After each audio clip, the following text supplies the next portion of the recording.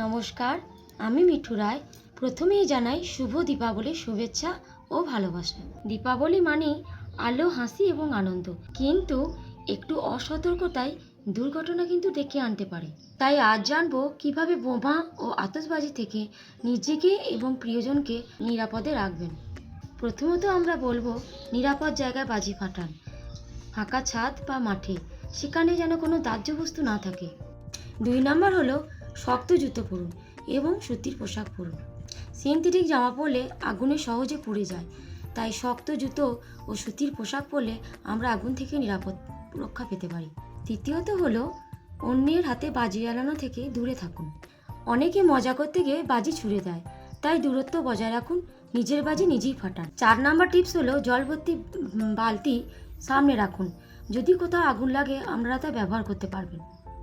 Tips number 5 হলো ছোট্টদের চোখে রাখুন, কারণ বাচ্চারা কৌতূহলবশত বিপদে পড়তে পারে, তাই বড়রা পাশে থেকে বাজি ফাটান।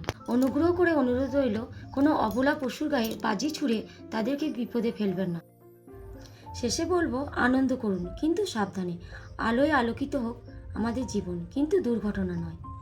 আমি মিঠু রায়, আশাকর্মী। আবার দেখা হবে পরের কোনো হেলথ বা সেফটি টিপস নিয়ে। যদি ভিডিওটি ভালো লেগে থাকে তাহলে লাইক, কমেন্ট, শেয়ার এবং সাবস্ক্রাইব করতে একদম ভুলবেন না, কারণ আপনার একটি লাইক আমাকে ভিডিও বানাতে উৎসাহিত করে।